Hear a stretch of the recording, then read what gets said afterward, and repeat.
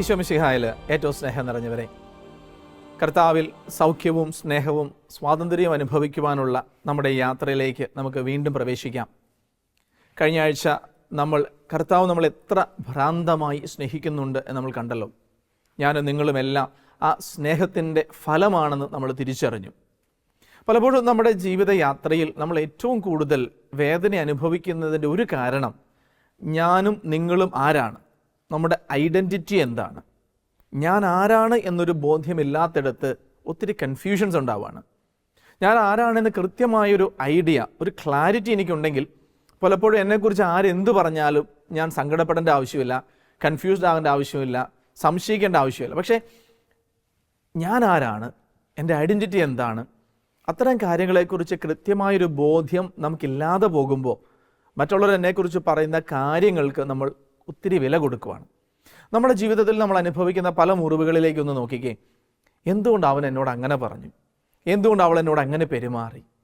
എന്നോട് പലപ്പോഴും പലരും ചോദിച്ചിട്ടുണ്ട്, അച്ഛാ ഞാൻ അങ്ങനെയാണോ, ഞാൻ ഇങ്ങനെയാണോ, ഞാൻ അത്ര മോശമാണെന്ന് അച്ഛന് തോന്നുന്നുണ്ടോ, അല്ലെങ്കിൽ എനിക്കൊരു ബുദ്ധിയില്ലാന്ന് അച്ഛന് തോന്നുന്നുണ്ടോ? എന്തുകൊണ്ടാണ് ഇത്തരം വേദനിപ്പിക്കുന്ന ഓരോ ചിന്തകൾ നമ്മുടെ ഉള്ളിലേക്ക് വരുന്നത്? കാരണം എൻ്റെ അസ്തിത്വത്തെക്കുറിച്ച്, എൻ്റെ ഐഡൻറ്റിറ്റിയെക്കുറിച്ച് എനിക്ക് വിലയില്ലാത്തപ്പോൾ മറ്റുള്ളവർ എന്നോട് എന്തിനിങ്ങനെ ചെയ്യുന്നു, ഞാൻ അത്രയ്ക്കും വിലയില്ലാത്ത ഒരാളാണോ, അവർ പറഞ്ഞത് ശരിയാണോ, അങ്ങനെയാണോ ഇങ്ങനെയാണോ എന്ന് പല ചോദ്യങ്ങളും നമ്മുടെ ഉള്ളിൽ വരും. ഞാൻ ചെറിയൊരു ഉദാഹരണം നിങ്ങൾക്ക് തരാം. ഒരിക്കൽ ഒരു വ്യക്തി എൻ്റെ അടുത്ത് പ്രാർത്ഥിക്കാൻ വന്നപ്പോൾ ആ വ്യക്തി വളരെ സങ്കടപ്പെട്ടിരിക്കുകയാണ്. ഒരു പെൺകുട്ടിയാണ്, വെറുതെ ഒരു ബ്ലെസ്സിങ് മേടിക്കാൻ വന്നതാണ്. ആ ബ്ലെസ്സിങ് മേടിക്കുന്ന സമയത്ത് ആ കൊച്ചനോട് ചോദിക്കുകയാണ്, അച്ഛാ അടുത്ത 2 ആഴ്ച കഴിയുമ്പോൾ എൻ്റെ വിവാഹമാണ്.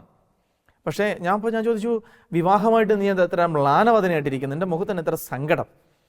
അപ്പോൾ ആ കുട്ടിയുടെ ഏറ്റവും വലിയ സംശയം ഇതാണ്, അച്ഛാ ഞാൻ വിവാഹം ചെയ്യാൻ പോകുന്ന ആൾ എന്നെ സ്നേഹിക്കൂ? ഞാൻ അടിച്ചതുപോലെ ചോദിച്ചു, എന്ത് പറ്റി, ഇത് നിനക്ക് ഇഷ്ടമില്ലാത്തൊരു വിവാഹം വല്ലതും ആണോ, ആരെങ്കിലും നിന്നെ നിർബന്ധിച്ചിട്ട് വിവാഹം കഴിക്കുന്നതാണോ? അല്ല, ഞങ്ങൾ തമ്മിൽ സംസാരിച്ചു, ഞങ്ങൾ തമ്മിൽ ഇഷ്ടപ്പെട്ടു, ഞങ്ങൾക്ക് ഒരു കുഴപ്പമില്ല, ഞങ്ങൾ വിവാഹത്തിന് റെഡിയാണ്. പക്ഷേ എങ്കിലും അച്ഛാ ഇതൊരു ഉറപ്പില്ല, എന്നെ സ്നേഹിക്കാൻ എന്തെങ്കിലും കഴിവോ ക്വാളിറ്റി എനിക്കുണ്ടോ അച്ഛാ? അപ്പോൾ എനിക്ക് തോന്നി എന്തോ എവിടെ ശരിയല്ലല്ലോ. അപ്പോൾ ഞാൻ ചോദിച്ചു, എന്ത് പറ്റിയ മോളെ, നിൻ്റെ ജീവിതത്തിൽ എവിടെയെങ്കിലും നിനക്ക് സ്നേഹിക്കപ്പെടാൻ ഒരു യോഗ്യതയില്ലെന്ന് ആരെങ്കിലും പറഞ്ഞിട്ടുണ്ടോ? അപ്പോൾ കൊച്ചു പറയാണ്, അവൾ ചെറുതായിരുന്നപ്പോൾ, എനിക്ക് തോന്നുന്നു 2-ലോ 3-ലോ പഠിച്ചുകൊണ്ടിരുന്നപ്പോൾ അവളുടെ കൂട്ടുകാരികൾ അവളെ കളിയാക്കിയിട്ട് പറഞ്ഞു, നീ ഒരു പൊട്ടിയാ, നിനക്കൊരു കഴിവുമില്ല, നിന്നെ ആരും സ്നേഹിക്കത്തുമില്ല, നിന്നെക്കൊണ്ടൊരു ഉപകാരമില്ല, നീ ഒരു പൊട്ടിയാ, നിന്നെ ആർക്കും വേണ്ട, നിനക്കൊരു കഴിവുമില്ല, നിന്നെ ആരും സ്നേഹിക്കത്തില്ല, നിന്നെക്കൊണ്ട് എന്തിനു കൊള്ളാം. ഇങ്ങനെയുള്ള കളിയാക്കലുകൾ ഈ കൊച്ച് തൻ്റെ ഉള്ളിലേക്ക് എടുത്തു. അന്നു മുതൽ അവളുടെ ചിന്ത എന്താണ്, ഞാൻ പൊട്ടിയാ, എന്നെ കാണാൻ കൊള്ളില്ല, എനിക്ക് സൗന്ദര്യമില്ല, എന്നെ ആർക്കും വേണ്ട. എന്നെ ശ്രമിക്കുന്ന ഈശോയിൽ പ്രിയമുള്ളവരെ, ഇത് കേൾക്കുന്ന എനിക്കും നിങ്ങൾക്കും അറിയാം അത് ശരിയല്ല. വളരെ സ്മാർട്ടായിട്ടുള്ളൊരു ആ കുട്ടി ഇപ്പോഴും അവൾക്ക് വിശ്വസിക്കാൻ പറ്റുന്നില്ല അവൾക്ക് കഴിവുണ്ടെന്നോ, അവളെ സ്നേഹിക്കാൻ പറ്റുമെന്നോ, സ്നേഹിക്കപ്പെടാൻ പറ്റുമെന്നോ അവൾക്ക് വിശ്വസിക്കാൻ പറ്റുന്നില്ല. ഈ വേദനയും പേറിക്കൊണ്ട് അവൾ എൻ്റെ അടുത്ത് വരുമ്പോൾ ഏകദേശം 10-18 വർഷം കഴിഞ്ഞു. ഇത്രയും നാളും ഈ വ്യക്തി ജീവിച്ചത് ഈ ഒരു ചിന്തയിലാണ്. എൻ്റെ ഐഡൻറ്റിറ്റി എന്താണ്, ഞാൻ പൊട്ടിയാണ്, ഞാൻ കഴിവില്ലാത്ത ആളാണ്, ഞാൻ സൗന്ദര്യമില്ലാത്ത ആളാണ്. നമ്മുടെയൊക്കെ വേദനകളുടെ, മുറിവുകളുടെ, തകർച്ചകളുടെ ഒക്കെ അടിസ്ഥാനത്തിൽ ഈ ഒരു കൺഫ്യൂഷൻ കിടപ്പുണ്ട്. ഞാൻ ആരാണ് എന്ന വ്യക്തമായൊരു ബോധ്യമില്ലാത്തൊരു സാഹചര്യം. പ്രിയമുള്ളവരെ, യോഹന്നാൻ ശ്ലീഹ എഴുതിയ 1-ാം ലേഖനം 3-ാം അധ്യായം 1-2 തിരുവചനങ്ങൾ ഒരുപക്ഷെ നമുക്ക് വളരെ പരിചിതമായ, വളരെ മനോഹരമായ വചനങ്ങളാണ്. കണ്ടാലും എത്ര വലിയ സ്നേഹമാണ് ദൈവം നമ്മോട് കാണിച്ചിരിക്കുന്നത്. ദൈവ മക്കൾ എന്ന് നാം വിളിക്കപ്പെടുന്നു, നാം അങ്ങനെയാണ് താനും. ഊന്നി പറയാണ്, ദൈവ മക്കൾ എന്ന് നാം വിളിക്കപ്പെടുന്നു, നാം അങ്ങനെയാണ് താനും. This is a basic awareness. അടിസ്ഥാനപരമായൊരു തിരിച്ചറിവായത്. ദൈവം എന്നെ നോക്കി, നിന്നെ നോക്കി പറയുകയാണ്, നീ എൻ്റെ മകനാണ്, മകളാണ്, നമ്മൾ ദൈവ മക്കളാണ്. ഏദൻ തോട്ടത്തിൽ വെച്ച് ആദമും ഹവ്വായും മാനവരാശിയുടെ പാപം മൂലം നഷ്ടപ്പെട്ടതാണ് നമുക്ക് ആ പുത്രസ്ഥാനം, ദൈവത്തിൻ്റെ മക്കളെന്ന സ്ഥാനം. എന്നാൽ നമുക്ക് വീട്ടാൻ പറ്റാത്ത പാപത്തിൻ്റെ കടം നമുക്ക് വേണ്ടി കുരിശിൽ ഏറ്റെടുത്ത്, നമുക്ക് വേണ്ടി കുരിശിൽ മരിച്ച് ഉദ്ധാനം ചെയ്ത ഈശോ നമുക്ക് നഷ്ടപ്പെട്ട ആ പുത്രസ്ഥാനം തിരിച്ചു തന്നിരിക്കുക. അതുകൊണ്ടാണ് പരിശുദ്ധാത്മാവിലൂടെ ദൈവത്തെ നമുക്ക് ആബാ പിതാവേ എന്ന് വിളിക്കാൻ പറ്റും എന്ന റോമാലേഖനത്തിലൂടെ പൗലോസ് ശ്ലീഹ നമ്മളോട് പറയുന്നത്. അപ്പോൾ ആ ഒരു ബോധ്യം എൻ്റെ ഉള്ളിലേക്ക് ഇറങ്ങണം. നമ്മളിത് തിയറി പോലെ വായിച്ച് പഠിച്ചാൽ പോരാ. വചനം വായിക്കുമ്പോൾ കൊള്ളാലോ, നല്ല രസമാണല്ലോ. ഞാൻ ഇപ്പം ധ്യാനത്തിനൊക്കെ പോകുമ്പോൾ എപ്പോഴും അറിയാം, നമ്മൾ എന്ത് ചോദ്യം ചോദിച്ചാലും 3 ആൻസർ ഉറപ്പായിട്ടും വരും. ഒന്ന്, എന്ത് ചോദിച്ചാലും വരും ദൈവത്തിൻ്റെ മക്കൾ. ഇപ്പം ഞാൻ ചോദിക്കുകയാണ്, നിങ്ങൾക്ക് ആരാ നിങ്ങൾക്കറിയാവോ?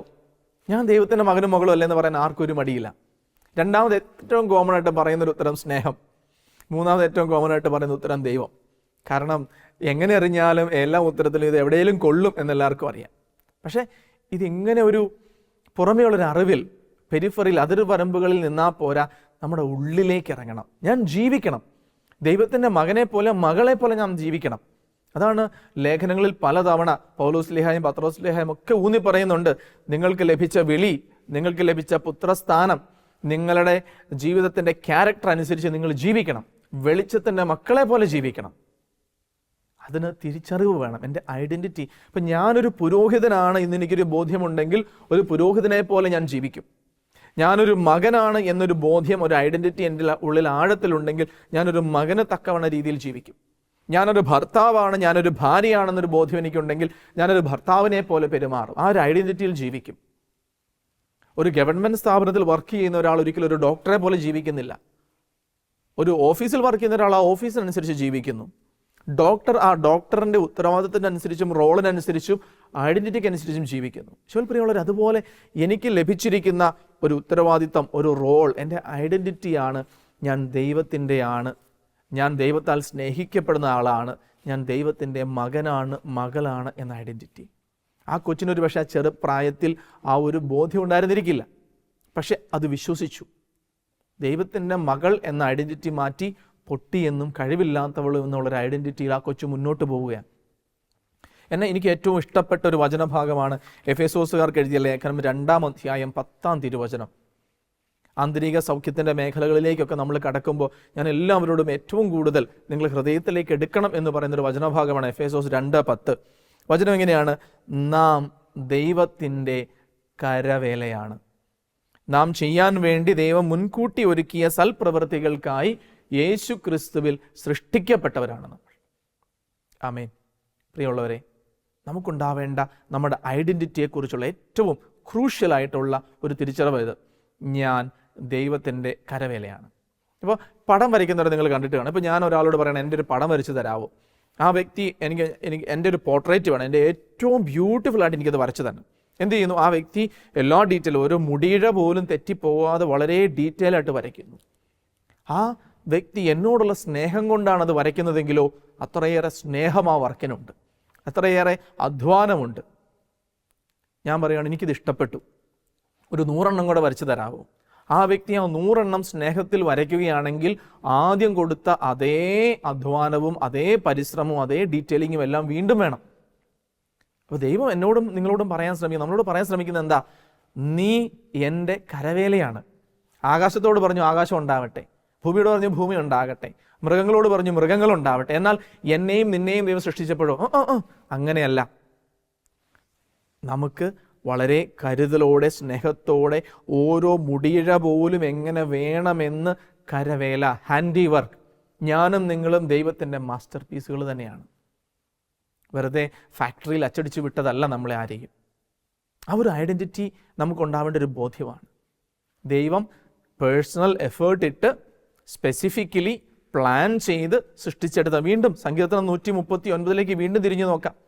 പ്രിയമുള്ളവരെ, വചനം പറയുന്നത് എന്താ? എൻ്റെ ഓരോ അസ്ഥികളും ഓരോ മുടിയിഴ പോലും എൻ്റെ നാളുകൾ എണ്ണപ്പെടുന്നതിന് മുൻപ് തന്നെ എൻ്റെ അമ്മയുടെ ഉദരത്തിൽ അവിടെ നിന്നെ രൂപപ്പെടുത്തി.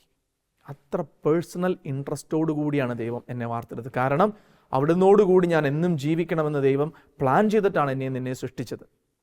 അപ്പോൾ നമ്മുടെ ജീവിതത്തിലേക്ക് നമ്മൾ നോക്കുമ്പോൾ, ഞാൻ ഒരാളോട് ചോദിക്കുകയാണ്, ഇപ്പോൾ എൻ്റെ മുമ്പിൽ നിങ്ങൾ നിൽക്കുമ്പോൾ എന്നോടൊരാൾ ചോദിക്കുകയാണ്, ഹൂ ആർ യു? നീ ആരാണ് എന്ന് ചോദിച്ചാൽ ഞാൻ ആദ്യം എന്ത് പറയും? ഞാൻ എൻ്റെ പേര് പറയും, അല്ലേ? ഞാൻ ജസ്റ്റിനാണ് എന്ന് പറയും. ജസ്റ്റിന് നീ ആരാണെന്ന് എന്നോട് ചോദിച്ചാലോ ഞാനൊരു വൈദികനാണെന്ന് പറയാതിരിക്കാം. അല്ലെ ഞാൻ എൻ്റെ വീട്ടുപേര് പറയും, പേര് പറയും, വീട്ടുപേര് പറയും. എന്നിട്ട് പറയും ഞാൻ MSF സഭയിലെ അംഗമാണെന്ന് പറയും, ഞാൻ ഇന്ന കമ്മ്യൂണിറ്റിയിലെ ആളാണെന്ന് പറയും. ഇതൊക്കെ എൻ്റെ അഡ്രസ്സാണ്. ഞാൻ ആരാണ് എന്നുള്ളതിന് വീണ്ടും വീണ്ടും ഒരു അടിത്തറ കെട്ടുകയാണ്. അപ്പോൾ പ്രിയമുള്ളവരെ, നമുക്ക് വേണം, ഇപ്പോൾ എനിക്ക് ഞാൻ ഇന്ന സ്ഥലത്തെയാണ്, ഇന്ന വീട്ടിലെയാണ്, ഇന്ന ആളുടെ മകനും മകളുമാണ് എന്ന് പറയാൻ എനിക്കൊന്നുമില്ലെങ്കിലോ, എനിക്കൊരു അഡ്രസ്സില്ല, എനിക്കൊരു വിലയില്ല, എനിക്കൊരു ഐഡൻറ്റിറ്റി ഇല്ല. എന്തിനോ വേണ്ടി, അല്ലെ, ആകാശത്തിന് കീഴെ ഭൂമിക്കും ഇത് എന്തിനോ വേണ്ടി. അങ്ങനെയല്ല. ദൈവം എനിക്ക് വ്യക്തമായ പേരും അഡ്രസ്സും തന്നിട്ടുണ്ട്, ഭൂമിയിൽ തന്നിട്ടുണ്ട്, അപ്പനെ അമ്മയും തന്നിട്ടുണ്ട്, ഒരു വീട് തന്നിട്ടുണ്ടാവാം, ഒരു വീട്ടുപേര് തന്നിട്ടുണ്ട്. അവരാരും പെർഫെക്റ്റ് ആണെന്നല്ല, പക്ഷേ ദൈവം എന്നെ ഓരോ ഇടങ്ങളിൽ ദൈവം എനിക്ക് അഡ്രസ്സ് തന്നിട്ടുണ്ട്.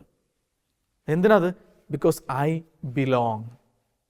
ഞാൻ ആരുടെയും സ്വന്തമാണ് എന്നൊരു ബോധ്യം തന്നിട്ടുണ്ട്. അതെൻ്റെ ഐഡൻറ്റിറ്റിയാണ്. രണ്ട് കാര്യങ്ങൾ പ്രിയമുള്ളവരെ നമുക്ക് ഉള്ളിലേക്ക് എടുക്കാം. ദൈവം എന്നോട് പറയുന്ന രണ്ട് കാര്യങ്ങൾ ഇതാണ്: നിന്നെ പേര് ചൊല്ലി വിളിച്ച ദൈവമാണ് ഞാൻ, നിന്നെ സൃഷ്ടിച്ച ദൈവമാണ് ഞാൻ, നിന്നെ എൻ്റെ മകനും മകളുമായിട്ട്, പ്രിയപ്പെട്ടവനും പ്രിയപ്പെട്ടവളുമായിട്ട് ഞാൻ സൃഷ്ടിച്ചതാണ്. എന്നിട്ട് ദൈവം പറയാണ്, യു ബിലോങ് ടു മീ. ഒന്നാമത്തെ കാര്യം ഇതാണ്, ഞാൻ ദൈവത്തിൻ്റെ പ്രിയപ്പെട്ടവൻ, പ്രിയപ്പെട്ടവളാണ്. യെശയ്യാ 43:4, നീ എനിക്ക് പ്രിയപ്പെട്ടവനും ബഹുമാനനും അമൂല്യനുമാണ്, നീ എൻ്റെ പ്രിയപ്പെട്ട മകനാണ്, മകളാണ്. ഈശോയോട് കൊടുത്ത അതേ വാക്കുകൾ മത്തായി 3:17 പറയുന്നത് പോലെ, ഇവൻ എൻ്റെ പ്രിയപുത്രൻ. എന്നെയും നിന്നെയും നോക്കി അതേ ജീവിതത്തിലേക്ക് ദൈവം നമ്മളെ വിളിച്ചിരുന്നത്. ഈശോനെ പോലെ സ്വന്തം മക്കളായിട്ട് സ്നേഹിക്കുന്ന പിതാവ് എന്നെ നോക്കി പറയും, യു ആർ ബിലവഡ്, നീ പ്രിയപ്പെട്ടതാണ്. രണ്ടാമത്, യു ബിലോങ് ടു മീ, നീ എൻ്റെ സ്വന്തമാണ്. സങ്കീർത്തനം 115:12, ദൈവത്തിന് നമ്മളെക്കുറിച്ച് വിചാരമുണ്ട്. ദൈവം എന്നെ സ്വന്തമാക്കിയതാണ്. പ്രിയമുള്ളവരെ, അപ്പോൾ ഈ സമയത്ത് നമ്മുടെ ജീവിതത്തെക്കുറിച്ചുള്ള, ഐഡൻറ്റിറ്റിയെക്കുറിച്ചുള്ള ചില നുണകളെക്കുറിച്ച് നമ്മൾ അറിഞ്ഞിരിക്കുന്നത് നല്ലതാണ്. ഈ ലോകം നമ്മുടെ ജീവിതത്തിൻ്റെ ഐഡൻറ്റിറ്റിയെക്കുറിച്ച് ചിന്തിക്കുമ്പോൾ നമ്മൾ ഒത്തിരി നുണകൾ പറയുന്നുണ്ട്. ഒന്നാമത്തെ നുണ ഇതാണ്, I am what I do. ഞാൻ എന്തു ചെയ്യുന്നു അതാണ് എൻ്റെ ഐഡൻറ്റിറ്റി. അപ്പോൾ എനിക്ക് മിസ്റ്റേക്ക് പറ്റിയാലോ അതും എൻ്റെ ഐഡൻറ്റിറ്റിയാണ്. എനിക്ക് സക്സസ് കിട്ടിയാലേ അതെൻ്റെ ഐഡൻറ്റിറ്റി ആവുള്ളൂ. അപ്പോൾ പെർഫോം ചെയ്യണം. ലോകം നമ്മുടെ ഐഡൻറ്റിറ്റിയെ കാണുന്നത് പെർഫോമൻസിലൂടെയാണ്. എനിക്കൊരു ജോലി ഉണ്ടെങ്കിൽ, എനിക്ക് സക്സസ്ഫുൾ ആയിട്ടൊരു കഴിവുണ്ടെങ്കിൽ, ഞാൻ എന്തെങ്കിലുമൊക്കെ ചെയ്യുന്നുണ്ടെങ്കിൽ, അപ്പോൾ പീപ്പിൾ പ്ലീസിങ്, മറ്റുള്ളവരെ പ്രീതിപ്പെടുത്താൻ, പെർഫോം ചെയ്യാൻ എപ്പോഴും നമ്മളിങ്ങനെ പരിശ്രമിച്ചുകൊണ്ടിരിക്കാം. ഞാൻ പെർഫെക്റ്റ് ആയിരിക്കണം, ഞാൻ സക്സസ്ഫുൾ ആയിരിക്കണം, മറ്റുള്ളവരെന്നെ ശ്രദ്ധിക്കണം, ഞാൻ അത് ചെയ്യണം, ഞാൻ ഇത് ചെയ്യണം, എങ്കിലേ എൻ്റെ ഐഡൻറ്റിറ്റി ഉണ്ടാവുകയുള്ളൂ. ഈശോയിൽ പ്രിയമുള്ളവരെ, ഇതൊന്നും ഉണ്ടായിട്ടല്ല എൻ്റെ ദൈവം എന്നെ സ്നേഹിച്ചത്. ഞാൻ പെർഫോം ചെയ്യുന്നത് കണ്ടിട്ടല്ല ദൈവം എനിക്ക് ഐഡൻറ്റിറ്റി തന്നത്. ഞാൻ തോറ്റുപോയാലും എന്നെ സ്നേഹിക്കുന്ന ഒരു ദൈവം എനിക്കുണ്ട്. ഞാൻ തോറ്റുപോകുമ്പോഴും നഷ്ടപ്പെട്ടു പോകുമ്പോഴും ഞാൻ അവിടുത്തെ മകനും മകളും തന്നെയാണെന്ന് പറയുന്ന ദൈവം എനിക്കുള്ളത്. അതാണ് എൻ്റെ ഐഡൻറ്റിറ്റി. ലോകം എന്നെ നോക്കുന്നത് എങ്ങനെയാ? ഓ, അവൻ തോറ്റുപോയി, കൊള്ളത്തില്ല. അവൾക്ക് സൗന്ദര്യം ഞങ്ങൾ വിചാരിക്കുന്നത് പോലെ പോരാ, കൊള്ളത്തില്ല. അവൻ ക്വാളിഫിക്കേഷൻ ഇല്ല, കൊള്ളത്തില്ല. രണ്ടാമത്തെ, ലോകം പറയുന്ന രണ്ടാമത്തെ എൻ്റെ വ്യക്തിത്വത്തെക്കുറിച്ചുള്ള നുണ എന്താണ്? I am what other people think about me. മറ്റുള്ളവർ എന്നെക്കുറിച്ച് എന്ത് ചിന്തിക്കുന്നോ അതാണ് ഞാൻ. റെപ്യൂട്ടേഷൻ വേണം, കീർത്തി വേണം. നമ്മൾ പല കാര്യങ്ങളും ചെയ്യുന്ന എന്തിനാണ്? മറ്റുള്ളവർ എന്നെക്കുറിച്ച് എന്നാ വിചാരിക്കും. നമ്മൾ പലരോടും ചോദിക്കുമ്പോൾ പല തെറ്റുകളിലേക്കും പലരും പോകുന്നൊരു കാര്യം, അവരെന്നെക്കുറിച്ച് എന്ത് വിചാരിക്കും, ഞാനത് ചെയ്തില്ലെങ്കിൽ അവരെന്നെക്കുറിച്ച് എന്ത് വിചാരിക്കും, ഞാനത് ചെയ്താലേ അവർക്കിടയിൽ എനിക്കൊരു വിലയുള്ളൂ. മറ്റുള്ളവരെ പ്രീതിപ്പെടുത്താനുള്ളൊരു ശ്രമത്തിലേക്ക് നമ്മൾ അറിയാതെ പോവുകയാണ്. അത് ഞാൻ അങ്ങനെയല്ല, ഞാൻ ഇങ്ങനെയാണ്, ഞാൻ ദൈവത്തിൻ്റെ മകനാണ്, മകളാണെങ്കിൽ എനിക്കത് ചെയ്യാതിരിക്കാൻ പറ്റും. നിങ്ങൾ എന്നെക്കുറിച്ച് എന്ത് ചിന്തിച്ചാലും അതെൻ്റെ ഐഡൻറ്റിറ്റിയെ ബാധിക്കില്ല. പ്രിയമുള്ളവരെ, ആ ഒരു ഉറപ്പ്, ആ ഒരു കറേജ്, ധൈര്യം എനിക്കും നിങ്ങൾക്കും ഉള്ളപ്പോൾ മറ്റൊരാളെ പ്രീതിപ്പെടുത്തി ജീവിക്കേണ്ട ഒരു ആവശ്യം നമുക്കില്ല. അതല്ലെങ്കിൽ എന്ത് ചെയ്യും? നമ്മൾ മറ്റൊരാളുടെ ചിന്തകളിൽ ജീവിക്കാൻ ശ്രമിക്കുന്നു. നമ്മൾ മറ്റൊരാളെ എന്നെക്കുറിച്ച് അവർ നല്ലത് ചിന്തിക്കാൻ വേണ്ടി അവർക്കിഷ്ടമുള്ളത് ഞാൻ ചെയ്യുന്നു. എൻ്റെ ഐഡൻറ്റിറ്റി മറ്റുള്ളവരുടെ ചിന്തയിലല്ല. മൂന്നാമത്തെ നുണ എന്താണ്? I am what I have. എനിക്ക് ഉള്ളത്, എൻ്റെ സമ്പത്ത്, എൻ്റെ പേര്, അല്ലെങ്കിൽ എനിക്കുള്ള നേട്ടങ്ങൾ, എൻ്റെ achievements. I am what I have. ഇത് വെച്ചിട്ടാണ് എൻ്റെ ഐഡൻറ്റിറ്റി അളക്കുന്നത്. പ്രിയമുള്ളവർ, ഇത് മൂന്നും നുണകളാണ്. Lies of our identity. ലോകം നമ്മളെ ട്രാപ്പ് ചെയ്യുന്ന, നമ്മൾ വീണു പോകുന്ന ഇടങ്ങൾ ഇതൊക്കെ. ദൈവസന്നിധിയിൽ നമ്മളിന്ന് നിൽക്കുമ്പോൾ, നമ്മളിപ്പോൾ ആരാധനയിലേക്ക് പ്രവേശിക്കുമ്പോൾ ഒരു കാര്യം തിരിച്ചറിയുക. ജെറമയ്യായോട് ദൈവം പറഞ്ഞു, അമ്മയുടെ ഉദരത്തിൽ ഉരുവാകുന്നതിന് മുൻപേ ഞാൻ നിന്നെ അറിഞ്ഞു, വിളിച്ചു, വിശദീകരിച്ചു. ഞാൻ പെർഫോം ചെയ്തിട്ടല്ല, മറ്റുള്ളവരെന്നെക്കുറിച്ച് നല്ലത് പറഞ്ഞിട്ടല്ല, എനിക്ക് സ്വത്തുവകകളോ നേട്ടങ്ങളോ ഉണ്ടായിട്ടില്ല. അതിനു മുൻപേ ഞാൻ സ്നേഹിക്കപ്പെട്ടു. അതിനു മുൻപേ ദൈവം എനിക്ക് ഐഡൻറ്റിറ്റി തന്നു. പ്രിയമുള്ളവരെ, ആ ഒരു ആഴത്തിലേക്ക് നമുക്ക് ഇറങ്ങിച്ചെല്ലാം. ഞാനും നിങ്ങളും ദൈവത്തിൻ്റെ മകനാണ്, മകളാണ്. അത് നമ്മൾ നേടിയെടുത്തതല്ല, വില കൊടുത്തു മേടിച്ചതല്ല, അത് ദൈവത്തിൻ്റെ സ്നേഹത്തിൽ നിന്ന് നമുക്ക് നൽകപ്പെട്ടതാണ്. അതുകൊണ്ട് മറ്റുള്ളവരെ പ്രീതിപ്പെടുത്താൻ വേണ്ടി ജീവിക്കേണ്ടവരല്ല, പെർഫോമൻസിനെ നോക്കി ജീവിക്കേണ്ടവരല്ല. ഈ ഐഡൻറ്റിറ്റിയിൽ ദൈവത്തിൻ്റെ മക്കളെ പോലെ നമുക്ക് ജീവിക്കാം. മറ്റുള്ളവർ എന്നെക്കുറിച്ച് എന്ത് പറയുന്നു എന്നുള്ളതല്ല, ദൈവസന്നിധിയിൽ ഞാൻ എങ്ങനെ ജീവിക്കുന്നു എന്നുള്ളതാണ് നമുക്ക് പ്രധാനം. നമ്മൾ ഈ ആരാധനയിലേക്ക് പ്രവേശിക്കുമ്പോൾ ഈ ഒരു കാര്യം നമുക്ക് ആഴത്തിൽ പതിയട്ടെ. ഞാൻ ദൈവത്തിൻ്റെ മകനാണ്, മകളാണ്. ദൈവം നമ്മെ അനുഗ്രഹിക്കട്ടെ. ആമേൻ.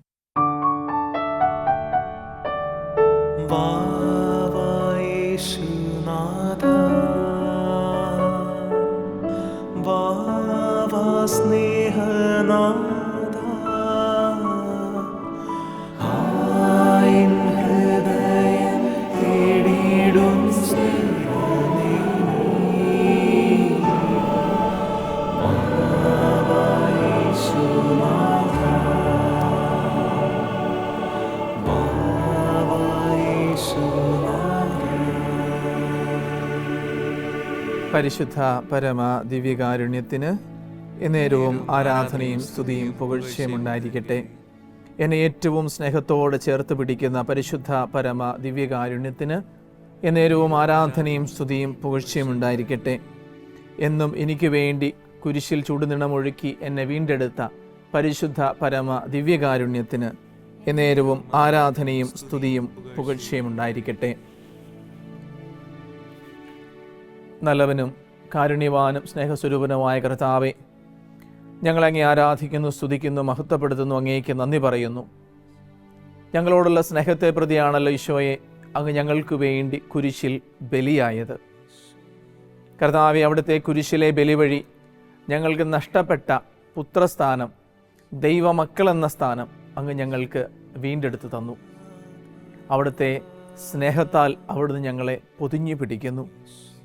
കർത്താവെ, പലപ്പോഴും ഞങ്ങൾ ആരാണെന്നോ എന്താണെന്നോ ഞങ്ങൾക്ക് അറിയാതെ പോകുന്നു.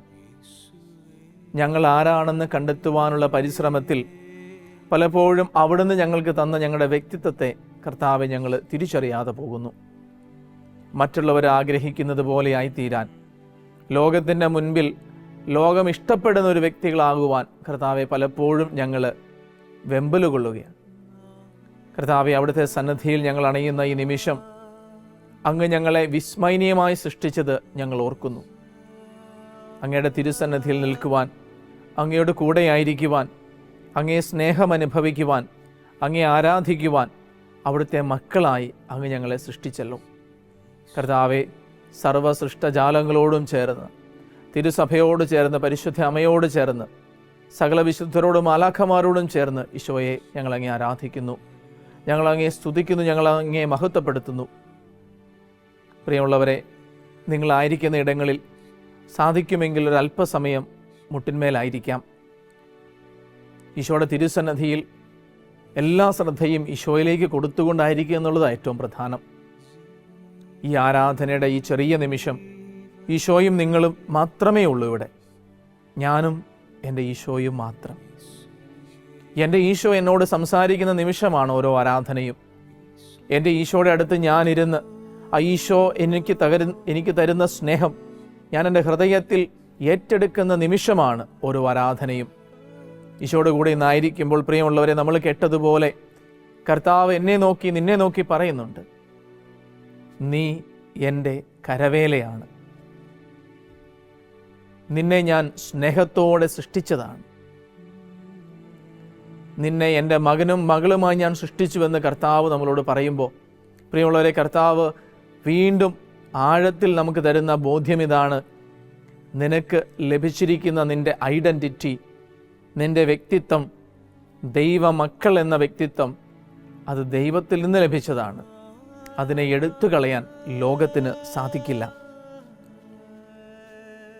സ്നേഹം നിറഞ്ഞവരെ, ഈശോയുടെ സന്നിധിയിലായിരിക്കുന്ന ഈ നിമിഷം സാധിക്കുമെങ്കിൽ 2 കരങ്ങളും ഒന്ന് നെഞ്ചോട് ചേർത്ത് വെച്ച് 2 കാര്യങ്ങൾ ഈ തിരുവോസ്തിയിൽ ഇരുന്നു കൊണ്ട് എൻ്റെ ഈശോ എന്നോട് പറയുന്നുണ്ട്.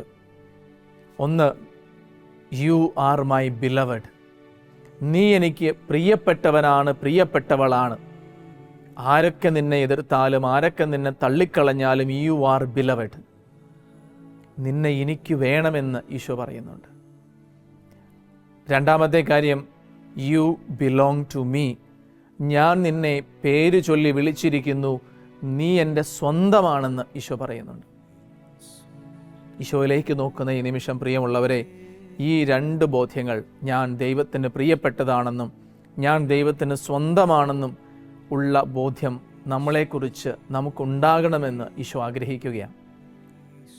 അതില്ലെങ്കിൽ ഞാൻ എന്തിനു വേണ്ടിയിട്ടാണ്, ഞാൻ ആരുടെയാണ്, ആർക്ക് എന്നെ വേണം, ഞാൻ എവിടെ നിന്നാണ് എന്നൊക്കെയുള്ള ചിന്തകൾ നമ്മളെ തളർത്തിക്കളയും. ഈ ദിവ്യകാരുണ്യത്തെ ഇപ്പോൾ ഒന്ന് കെട്ടിപ്പിടിക്കാൻ പറ്റുമായിരുന്നെങ്കിൽ എന്ന് നിങ്ങൾ ആലോചിക്കുന്നുണ്ടാകാം. ഹൃദയം കൊണ്ട് ഈശോനെ ഒന്ന് കെട്ടിപ്പിടിച്ചിട്ട് ഈശോയോട് പറയണം, ഈശോയെ ഞാൻ നിൻ്റെ സ്വന്തമാണല്ലോ, ഈശോയെ ഞാൻ നിൻ്റെ പ്രിയപ്പെട്ടവനാണല്ലോ, ഞാൻ നിൻ്റെ പ്രിയപ്പെട്ടതാണല്ലോ, ഐ ആം യുവർ ബിലവഡ്. എനിക്കത് മതി കർത്താവേ, എനിക്കത് മതി. ലോകം എന്നെ നോക്കി പലതും പറയും. പ്രിയമുള്ളവരെ, നമ്മുടെ ജീവിതത്തിൽ നമ്മൾ ഒത്തിരി സമ്മർദ്ദങ്ങളിലൂടെ കടന്നു പോകുന്നുണ്ട്. ഒന്ന് പെർഫോം ചെയ്യാനാണ്, ഏറ്റവും മനോഹരമായിട്ട് നമ്മുടെ ജീവിതത്തെ ഓരോരോ കാര്യങ്ങളും ചെയ്യണം, സക്സസ്ഫുൾ ആകണം, പെർഫെക്റ്റ് ആകണം, ഏറ്റവും കൂടുതൽ പെർഫോം ചെയ്യുന്ന ഒരു വ്യക്തിയാകാനുള്ള സമ്മർദ്ദം ഒരുപക്ഷെ ഉണ്ടാകാം. ജോലി സ്ഥലങ്ങളിൽ, പഠിക്കുന്ന ഇടങ്ങളിൽ, നമ്മുടെ ബന്ധങ്ങളിൽ നമ്മൾ ഏറ്റവും ബെസ്റ്റായിട്ട് തീരണം എന്നുള്ളൊരു ചിന്ത, ഇല്ലെങ്കിൽ സ്നേഹിക്കപ്പെടുന്നില്ല എന്നൊരു നുണ, അതല്ലെങ്കിൽ മറ്റുള്ളവരെന്നെക്കുറിച്ച് നല്ലത് ചിന്തിക്കണം, മറ്റുള്ളവരെന്നെക്കുറിച്ച് നല്ലത് പറയണം, മറ്റുള്ളവരുടെ മുൻപിൽ എനിക്ക് സൽപ്പേരുണ്ടാവണം, കീർത്തി ഉണ്ടാവണം, പ്രശസ്തി ഉണ്ടാകണമെന്ന ചിന്ത, അതുമല്ലെങ്കിൽ എനിക്ക് ഒത്തിരി കാര്യങ്ങൾ വേണം, ഒത്തിരി നേട്ടങ്ങൾ വേണം, ഒത്തിരി സമ്പാദ്യങ്ങൾ വേണം, എൻ്റെ കയ്യിൽ ഒത്തിരി കാര്യങ്ങളുണ്ടാവണം. ഇത്തരം കാര്യങ്ങളിലാണ് എൻ്റെ ജീവിതത്തിൻ്റെ അന്തസത്ത എന്ന് ലോകം എന്നോട് പറയാൻ ശ്രമിക്കുമ്പോൾ, കർത്താവേ നിന്നെ കെട്ടിപ്പിടിച്ചുകൊണ്ട് ഞാൻ പറയും, ഇല്ല, ഇതൊന്നുമില്ലെങ്കിലും എൻ്റെ ഈശോ എന്നെ സ്നേഹിച്ചു, ഇതൊന്നുമില്ലായിരുന്നിട്ട് കൂടി എൻ്റെ ഈശോ എനിക്ക് വേണ്ടി മരിച്ചു. എൻ്റെ നേട്ടങ്ങളിലല്ല, എൻ്റെ പേരിലല്ല, എൻ്റെ പ്രശസ്തിയിലല്ല, മറ്റുള്ളവർ എന്നെക്കുറിച്ച് എന്ത് വിചാരിക്കുന്നു എന്നുള്ളതിലല്ല എൻ്റെ ജീവിതത്തിൻ്റെ ആഴവും അർത്ഥവും. എൻ്റെ ദൈവം എന്നെ സ്നേഹിക്കുന്നു എന്നുള്ളതിലാണ്. ഈശോയെ അവിടുത്തെ കരങ്ങളിൽ, അവിടുത്തെ മുൻപിൽ വിരിച്ച കരങ്ങളുമായിട്ട് ഞങ്ങൾ നിൽക്കുമ്പോൾ ഞങ്ങളുടെ ജീവിത ഭാരങ്ങൾ, പ്രത്യേകിച്ച് ഞങ്ങളുടെ വേദനകൾ, ഈ ലോകത്തിൽ നിന്ന് ഞങ്ങൾ അനുഭവിച്ചിട്ടുള്ള തിരസ്കരണങ്ങളെ ഞങ്ങൾ അങ്ങയുടെ സന്നിധിയിൽ കൊണ്ടുവരുവാണ്. കർത്താവെ, പെർഫോം ചെയ്യണം, മറ്റുള്ളവരുടെ മുൻപിൽ ഏറ്റവും നല്ലതെന്ന് പറയപ്പെടണം, എല്ലാം ഉള്ളതായിട്ട് ജീവിക്കണം തുടങ്ങിയ കാര്യങ്ങളൊക്കെ അവിടുന്ന് ആഗ്രഹിക്കുന്ന ദൈവമക്കൾ എന്ന ജീവിതത്തിന് ഒരുപക്ഷെ തടസ്സം നിൽക്കുമ്പോൾ, ഈശോ ഇതെല്ലാം ഞങ്ങളുടെ അങ്ങയുടെ കരങ്ങളിലേക്ക് സമർപ്പിച്ചിട്ട് പറയണം, ഈശോയെ ഇതൊന്നുമല്ല, ഇതിനേക്കാളൊക്കെ ഉപരിയായി അങ്ങ് എന്നെ സ്നേഹിക്കുന്നുണ്ടല്ലോ, അവിടുത്തെ മകനായി മകളായി എന്നെ സ്നേഹിക്കുന്നുണ്ടല്ലോ. പ്രിയമുള്ളവരെ, സാധിക്കുമെങ്കിൽ നമ്മളായിരിക്കുന്ന ഇടങ്ങളിൽ ഒന്ന് ചെറുതായിട്ടൊന്ന് കരങ്ങളെ വിരിച്ചു പിടിച്ച് നമ്മുടെ ജീവിതത്തിൽ ഇത്തരം നമ്മൾ കടന്നു പോകുന്ന സമ്മർദ്ദങ്ങൾ, നുണകൾ, ഞാൻ ആരാണ്, ഞാൻ എന്താണ് എന്നുള്ള ജീവിതത്തിൻ്റെ ചോദ്യങ്ങൾക്ക് മുൻപിൽ പകച്ചു നിൽക്കുന്നുണ്ടെങ്കിൽ അതെല്ലാം ഒന്ന് ഈശോയ്ക്ക് കൊടുത്ത് ഒരു നിമിഷം ഒന്ന് ഈശോയെ നമ്മുടെ ഹൃദയത്തിൻ്റെ ആഴങ്ങളിൽ നിന്നൊന്ന് സ്തുതിച്ചു പ്രാർത്ഥിച്ച്, ഹല്ലേലൂയ, ഹല്ലേലൂയ, ഈശോയെ നന്ദി, ഈശോയെ സ്തുതി, ഈശോയെ സ്തോത്രം, ഈശോ അങ്ങനെ സ്നേഹിച്ചതിന് ഞാൻ അങ്ങേക്ക് നന്ദി പറയുന്നു കർത്താവേ. ഈശോയെ അവിടുത്തെ സ്നേഹം കൊണ്ട് എന്നെ നിറയ്ക്കണമേ എന്ന് പ്രാർത്ഥിക്കുന്നു കർത്താവേ. ഞാൻ അങ്ങേ ആരാധിക്കുന്നു, സ്തുതിക്കുന്നു, മഹത്വപ്പെടുത്തുന്നു ഈശോയെ. ഞാൻ അങ്ങേ സ്തുതിക്കുന്നു, സ്നേഹിക്കുന്നു ഈശോയെ. അവിടുത്തെ സ്നേഹം കൊണ്ട് എന്നെ നിറയ്ക്കണമേ ഈശോയെ. Hallelujah, hallelujah, hallelujah. ഈശോയെ ആരാധന, ആരാധന, ആരാധന, ആരാധന. സ്തുതിക്കുന്നു, മഹത്വപ്പെടുത്തുന്നു, നന്ദി പറയുന്നു ഈശോയെ. Thank you Jesus, praise you Jesus. Hallelujah, hallelujah. ഈശോയെ നന്ദി, ഈശോയെ സ്തുതി, ഈശോയെ സ്തോത്രം, ഈശോ ആരാധന. സ്തുതിക്കുന്നു, മഹത്വപ്പെടുത്തുന്നു, ആരാധിക്കുന്നു. പരിശുദ്ധ പരമ ദിവ്യകാരുണ്യത്തിന് എന്നേരവും ആരാധനയും സ്തുതിയും പുകഴ്ചയും ഉണ്ടായിരിക്കട്ടെ. പ്രിയമുള്ളവരെ, ഈശോയുടെ ആശീർവാദം സ്വീകരിക്കുവാനായിട്ട് നമ്മൾ ഒരുങ്ങുന്ന ഈ ഒരു നിമിഷം, കർത്താവ് നമ്മുടെ ജീവിതത്തിൽ നമ്മൾ കടന്നു പോകുന്ന എല്ലാ തരത്തിലുമുള്ള ഐഡൻറ്റിറ്റി ക്രൈസിസ്, ഞാൻ ആരാണെന്നുള്ളൊരു ബോധ്യം, ആ ഒരു ബോധ്യം നമ്മളിൽ നിറയ്ക്കാനായിട്ട് പ്രാർത്ഥിക്കാം. മറ്റുള്ളവരുടെ മുൻപിൽ നിൽക്കുമ്പോൾ, മറ്റുള്ളവരെ പ്രീതിപ്പെടുത്താനുള്ള പ്രലോഭനങ്ങൾ ഉണ്ടാകുമ്പോൾ, മറ്റുള്ളവർ ആഗ്രഹിക്കുന്നത് പോലെ ഞാൻ ജീവിക്കണം എന്നുള്ള പ്രഷർ എനിക്ക് തരുമ്പോൾ, ദൈവം മക്കളാണ് എന്നുള്ളൊരു ചിന്തയിൽ ആഴപ്പെട്ടുകൊണ്ട് ദൈവം ആഗ്രഹിക്കുന്ന അവിടുത്തെ മകനായിട്ട് മകളായിട്ട് ജീവിക്കാനുള്ള കൃപ തരാൻ നമുക്ക് പ്രാർത്ഥിക്കാം. ഈശോയിൽ പ്രിയമുള്ളവരെ, സാധിക്കുമെങ്കിൽ നിങ്ങളായിരിക്കുന്ന ഇടങ്ങളിൽ ഈ ഒരു നിമിഷം ഒന്ന് മുട്ടിന്മേലായിരുന്നു കൊണ്ട് ഈശോയുടെ ആശീർവാദം സ്വീകരിക്കാം. ഈശോ നമ്മുടെ എല്ലാ ഐഡൻറ്റിറ്റി ക്രൈസിസ്, അതുമായിട്ട് ബന്ധപ്പെട്ട എല്ലാ വേദനകളെയും മുറിവുകളെയും ഈ നിമിഷം സുഖപ്പെടുത്തുന്ന നിമിഷമാണ്. ആ മേഖലകളിലേക്ക് ഈശോയുടെ ആശീർവാദം സ്വീകരിക്കാം, ഈശോയുടെ സൗഖ്യം സ്വീകരിക്കാം. ഈശോ നമുക്ക് അവിടുത്തെ മകനാണ്, മകളാണെന്നുള്ള ഐഡൻറ്റിറ്റിയിൽ നമ്മളെ ആശീർവദിച്ച് വിശദീകരിച്ച് അനുഗ്രഹിക്കാൻ നമുക്ക് പ്രാർത്ഥിക്കാം.